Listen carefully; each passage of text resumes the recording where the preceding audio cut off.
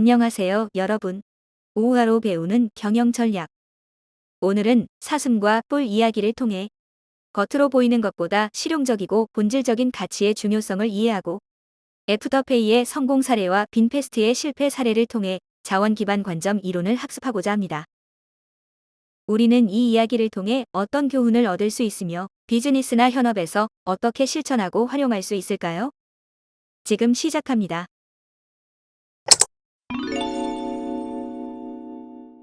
어느 날 사슴이 연못가에서 물을 마시고 있었습니다. 사슴은 연못에 비친 자신의 모습을 보며 이 멋진 뿔 좀 봐. 내 뿔은 어쩜 이렇게 아름답게 생겼을까? 사슴은 물속에 비친 자신의 뿔을 보며 감탄했습니다. 하지만 다리는 이게 뭐람? 가늘고 약하기만 해서 볼품이 없어. 사슴은 크고 멋진 뿔에 비해 가늘고 긴 다리가 늘 불만이었습니다. 그때였습니다. 멀리서 사냥꾼의 발자국 소리가 들려왔습니다. 놀란 사슴은 두 다리로 힘껏 달리기 시작했습니다. 사슴의 다리는 매우 빠르고 날렵해서 사냥꾼으로부터 멀리 도망칠 수 있었습니다. 깊은 숲속으로 도망친 사슴은 안도의 한숨을 내쉬며 집으로 돌아가려 했습니다. 그때 사슴의 뿔이 나뭇가지에 걸려 움직일 수 없게 되었고 결국 사냥꾼에게 잡히고 말았습니다.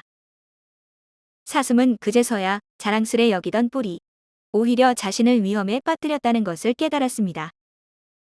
이 우화는 외적인 아름다움보다 실용적이고 본질적인 가치, 즉 실제로 중요한 것이 무엇인지 생각하고 그것을 소중히 여겨야 한다는 교훈을 줍니다. 이 교훈을 경영학 이론인 자원 기반 관점에 적용해 볼까요? 자원 기반 관점은 기업이 경쟁 우위를 확보하기 위해 외부 환경보다 내부 자원을 전략적으로 활용해야 한다고 주장합니다.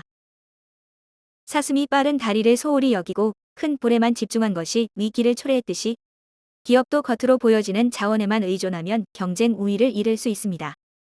본질적 자원인 기술력, 인재, 조직 문화 등을 강화하고 발전시키는 것이 중요합니다.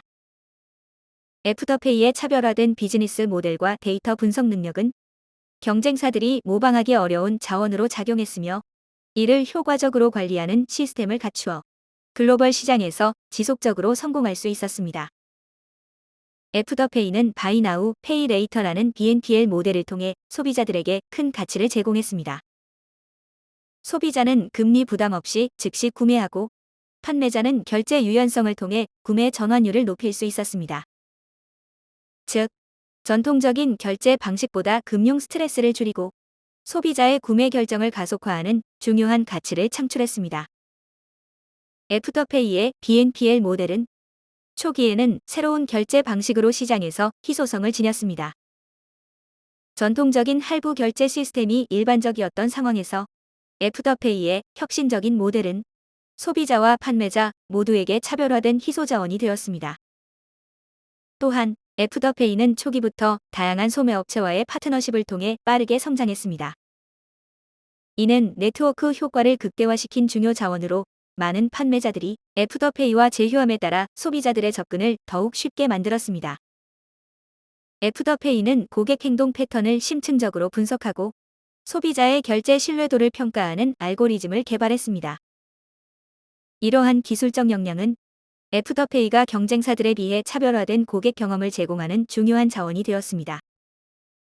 애프터페이의 데이터 분석력과 결제 프로세스는 경쟁사가 단순히 모방하기 어려운 영역이며 이는 시장에서 강력한 경쟁 우위를 유지하는 데 기여했습니다. 애프터페이는 초기부터 글로벌 시장 진출을 염두하고 사업을 조직화했습니다. 확장 가능한 플랫폼과 운영 체제를 구축하고 각국의 규제 준수와 소비자 보호에 중점을 둔 정책 마련으로 소비자 신뢰를 유지했습니다. 이는 기업이 자원을 최대한 활용하고 지속 가능한 성장을 이룰 수 있도록 조직화된 구조를 갖추었음을 보여줍니다.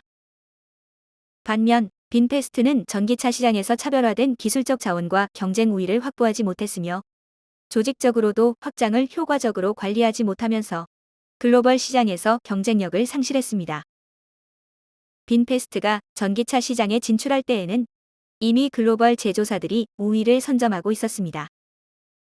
경쟁사들은 각자 독보적인 기술력을 가지고 있었던 반면 빈페스트는 기술 경쟁력에서 이들과 비교해 크게 뒤처졌습니다. 이는 소비자에게 기술적 혁신이나 차별화된 가치를 충분히 제공하지 못했고 시장 경쟁력 상실의 주요 원인이 되었습니다. 빈페스트는 기존 경쟁사들에 비해 특별한 기술적 우위나 희소한 자원을 제공하지 못했으며 차별화된 기술이 부족했습니다. 전기차 제조 경험이 많지 않고 독보적인 기술을 확보하지 못했기 때문에 시장에서 희소한 가치로 자리 잡는 데 실패했습니다. 빈페스트는 베트남 내에서 자동차 제조 경험이 있는 기업이었지만 글로벌 시장에서의 인지도나 신뢰도 면에서 약점이 있었습니다. 특히 소비자들의 품질 및 안전성 신뢰 여부가 구매 결정에 큰 영향을 미치는 자동차 시장에서 빈페스트는 핵심 제조 기술 부재 및 생산 역량이나 공급망 관리 등을 안정적으로 확보하지 못한 채 대규모 글로벌 확장을 계획하면서 기업의 자원이 확장을 뒷받침하지 못했습니다. 마지막으로 빈페스트는 글로벌 확장을 목표로 여러 지역에 대규모 투자와 생산 시설을 구축했으나 조직적으로 이를 뒷받침할 만한 효율적인 관리 구조를 갖추지 못했습니다. 특히 글로벌 시장에 진입하면서 각국의 규제 및 시장 요구 적응에 실패했고 생산 및 품질 관리 측면에서 미흡한 부분이 드러났습니다. 위의 사례와 관련하여 우리가 현업에서 마주할 수 있는 비즈니스 리스크는 무리한 사업 확장, 기술적 리더십 부족, 내부 역량 간과 그리고 브랜드 신뢰도 부족입니다. 무리한 확장은 자금, 인력, 운영 역량을 압박하며 이를 효과적으로 관리하지 못하면 실패로 이어질 수 있습니다. 따라서 무리하게 시장을 한 번에 확장하기보다는 시장별 세부 계획을 수립하고 점진적이고 신중한 확장 전략을 채택해야 합니다. 또한 확장 과정에서 예상되는 리스크를 미리 파악하고 대응 계획을 세워야 합니다. 애프터페이와 달리 빈페스트는 기술적 차별화에 실패했습니다. 기술이 빠르게 발전하는 산업에서는 기술 리더십이 곧 시장 리더십이며 혁신적인 기술과 차별화된 가치를 제공해야 성공할 수 있습니다. 이에 우리는 지속적인 R&D 투자를 통해 독자적인 기술을 확보하고 외부 전문가와의 기술 파트너십을 구축하여 모방이 어려운 기술적 자원을 만들어야 합니다. 또한 사업 및 업무 확장을 추진하기 전에 조직적으로도 자원들을 효율적으로 활용할 수 있는 구조를 갖추고 있는지 파악해야 합니다. 인력, 재무, 기술 등 내부 자원을 강화하고 조직 관리 시스템을 점검하면서 내부 자원과 사업 전략이 조화를 이룰 수 있도록 조정해야 합니다. 시장 진출 초기의 브랜드 신뢰도는 특히 중요한 요소입니다. 브랜드 신뢰 여부는 소비자들이 제품을 선택하는 주요 요인이 될 수 있습니다. 따라서 고객 피드백을 적극 반영하고 개선하는 모습을 보여주는 것이 중요합니다.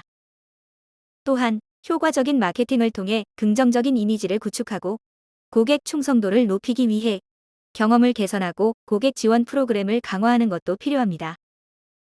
오늘은 사슴과 볼 우화를 통해 자원 기반 관점 이론에 대해 알아보고 이를 성공적으로 적용한 애프터페이와 실패한 빈페스트의 사례를 살펴봤습니다. 오늘의 이야기를 통해 겉으로 보이는 것보다 실용적이고 본질적인 가치의 중요성을 기억하면서 사소한 업무나 자원일지라도 효과적으로 활용할 수 있는 방법을 강구하고 외형적 성과에 치중하기보다는 성과를 창출할 수 있는 조직 구조와 운영 프로세스를 마련하여 더 큰 목표를 실현할 수 있는 직장인이 되길 바랍니다. 구독과 좋아요는 사랑입니다. 감사합니다.